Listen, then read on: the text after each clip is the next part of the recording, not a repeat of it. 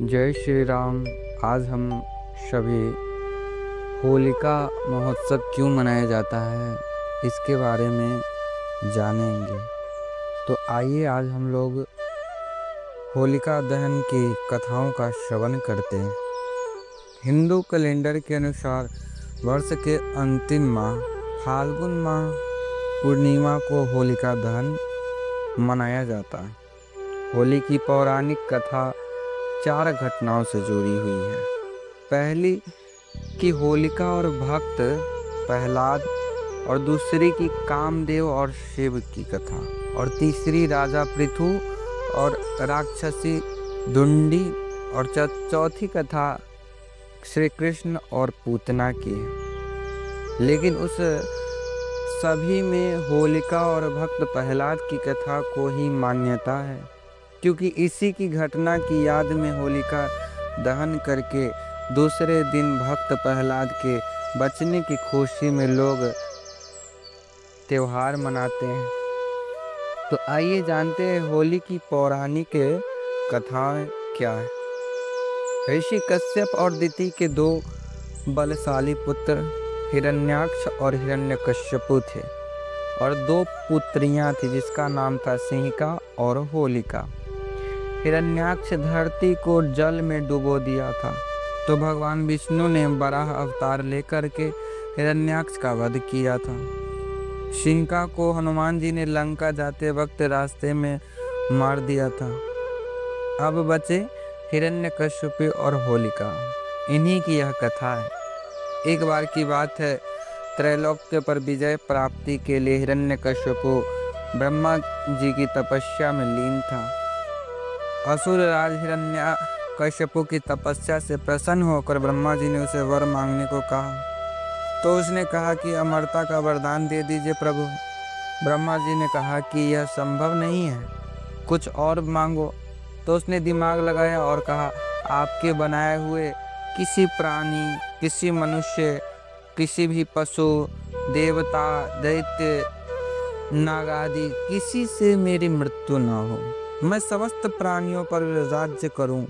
मुझे कोई न दिन में मार सके, न रात में मार सके, न घर में मार सके, न घर के अंदर मार सके, न बाहर मार सके। यह भी कि कोई न किसी अस्त्र के प्रहार से और न किसी शस्त्र के प्रहार से मार सके, न भूमि पर न आकाश में मार सके।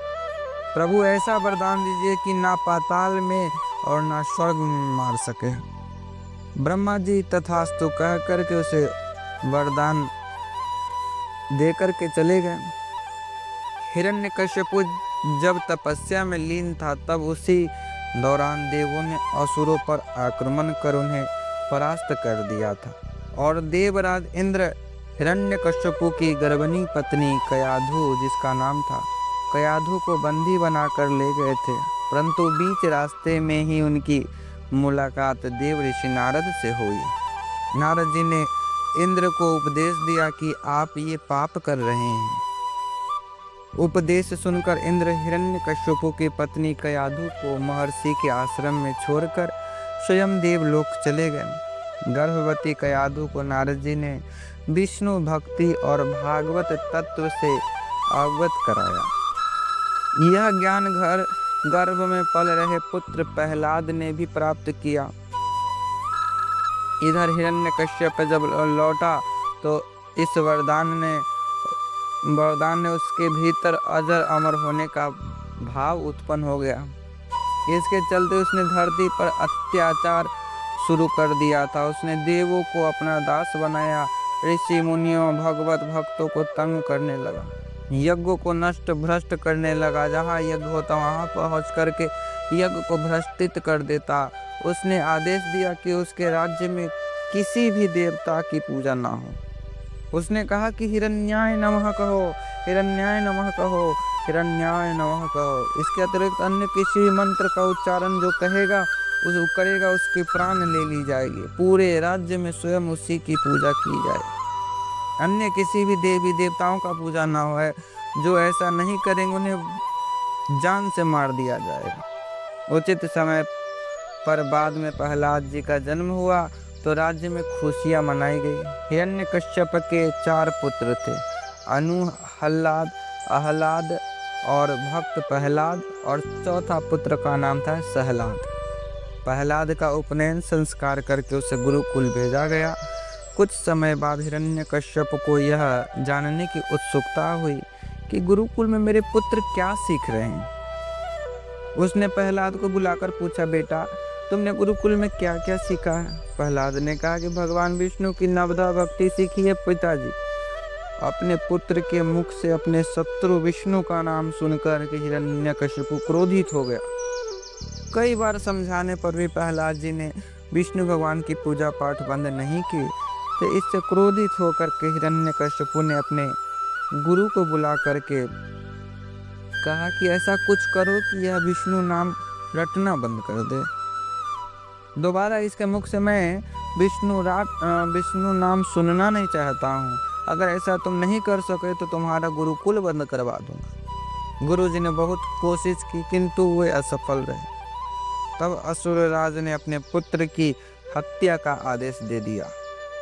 सैनिकों के द्वारा उसे विष दिया गया, उस पर तलवार से प्रहार किया गया, विषधरों के सामने छोड़ा गया, हाथियों के पैरों के तले कुचलवाना चाहा, पर्वत से नीचे फेंक दिया गया, लेकिन भगवान की कृपा से प्रहलाद बाल बाल बच जाते थे। फाल्गुन शुक्ल सप्तमी को प्रहलाद जी को बंदी बनाकर पूरे 8 दिन तक त्रास दिया गया। हर तरह से मारने का प्रयास किया गया। हिरण्यकश्यप को चिंता होने लगी कि यह नहीं मरा तो लोग विष्णु की भक्ति करने लगेंगे और मेरी भक्ति छोड़ देंगे। उसकी चिंता को देखकर उसकी बहन होलिका ने कहा कि आप चिंता क्यों करते हैं भैया, मुझे ब्रह्मा जी ने वरदान प्राप्त है कि मैं किसी भी प्रकार से न अग्नि में जलकर नहीं मर सकती हूँ। अग्नि में तो सभी भस्म हो जाते हैं। तब हिरण्यकश्यप ने अपनी बहन होलिका से कहा कि तुम प्रहलाद को अपनी गोदी में लेकर अग्नि में बैठ जाओ, जिससे वह जलकर भस्म हो जाएगा।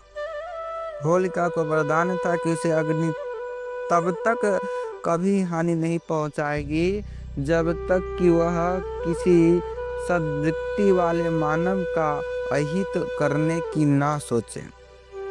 होलिका यह बात भूल गई थी। वह अपने भाई की बात को मानकर अपने भतीजे प्रहलाद को गोदी में लेकर अग्नि में बैठ गई। उस दिन फाल्गुन माह की पूर्णिमा थी। सद्वृत्ति वाले प्रहलाद को अहित करने के प्रयास में होलिका तो स्वयं जलकर भस्म हो गई और प्रहलाद श्री हरि विष्णु भगवान का नाम जपते हुए अग्नि से बाहर आ गए। यह देख करके तो हिरण्यकश्यप और भी ज्यादा क्रोधित हो गया, चिंतित होने लगा। इस घटना के बाद हिरण्यकश्यप ने प्रहलाद को एक खंभे से बांध दिया। फिर भरी सभा में प्रहलाद से पूछा, किसके बलबूते पर तुम मेरी आज्ञा के विरुद्ध में कार्य करते हो? प्रहलाद जी ने कहा, आप अपना असुर स्वभाव छोड़ दीजिए पिताजी। सबके प्रति समता का भाव लाना ही भगवान की पूजा है। हिरण्यकश्यप ने क्रोध में कहा, तू मेरे सिवा किसी और को जगत का स्वामी बताता है। कहाँ है वह तेरा जगदीश्वर? क्या इस खंभे में भी है जिससे तू बंधा हुआ है? यह कहकर हिरण्यकश्यप ने खंभे में घूसा मारा। तभी खंभा भयंकर आवाज में करते हुए फटा और उसमें से एक भयंकर डरावना रूप प्रकट हुआ, जिसका सिर सिंह का और धड़ मनुष्य का था। पीली आंखें, बड़े बड़े नाखून, विकराल चेहरा और तलवार सी लपकपाती जीभ। यह नरसिंह अवतार थे भगवान के।